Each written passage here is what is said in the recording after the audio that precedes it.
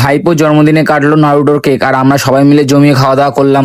আজ ছিল আমার ভাইপো সায়নের জন্মদিন আর আমার যেতে একটু লেট হয়ে গেছিল। আর এই জন্মদিনের ভিডিওটা তোমরা আগেই দেখেছো, আর এরই খাওয়া দাওয়ার পার্টটা আমি আজকে শেয়ার করছি তোমাদের সাথে। তো খেতে বসা মাত্রই ফার্স্টে আমাদের ডিমের টেবিল আর কাসুন্দি দিয়ে দিল, আর আমরা একবারে লাস্ট ব্যাচে খেতে বসেছিলাম বলে স্যালাডটা শেষ হয়ে গেছিল, কিন্তু ডিমের টেবিলটা খুবই গরম ছিল তাই কাসুন্দি দিয়ে খেতে খুবই ভালো লাগছে। তারপর মেন কোর্স শুরু হলো রাধাবল্লভী আর স্টাফ পটেটো দিয়ে। তারপর রাধাবল্লভী দিয়ে স্টাফ পটেটো খেলাম। স্টাফ পটেটোটা খুব সুন্দর হয়েছিল খেতে, কিন্তু রাধাবল্লভীটা একদম ঠান্ডা ছিল, শক্ত হয়ে গেছিল। তারপর চলে আসলো আসল খাবার, মানে এটার জন্য আমি এতক্ষণ ধরে ওয়েট করছিলাম। পিস রাইস আর একদম লাল লাল ঝাল ঝাল করে চিকেন কষা। তারপরে চিকেন কষার ঠিক গ্রেভিটাকে নিয়ে রাইস দিয়ে খেলাম। প্রথমবারে যেটা দিয়েছিল সেটা খাওয়া হয়ে গেছিল। তারপর যারা খাবার সার্ভ করছিল তাদের থেকে আমার পছন্দ মতো পিসগুলো একটু বেছে বেছে দিতে বললাম। সবকিছু নেওয়ার পর আমার প্লেট একদম পুরো ভরে গেছিল। আর খাবার শেষ না হতে হতেই চাটনিটা দিয়ে দিল। পরে পাপড় দিয়ে চাটনি খেয়ে নিলাম। আমার তো কোনো অনুষ্ঠান বাড়ির চাটনি দিয়ে পাপড় খুব খেতে ভালো লাগে। তাও চাটনি পাপড়টা খেয়ে শেষ করতে পারলাম না, তার মধ্যেই মিষ্টি দিয়ে দিল আমাদের। এই আজকে আমার ভাইপোর জন্মদিন সায়ন, সবাই হ্যাপি বার্থডে বলে কমেন্ট বক্সে।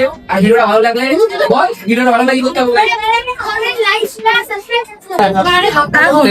সামনে আমার কালাকাত।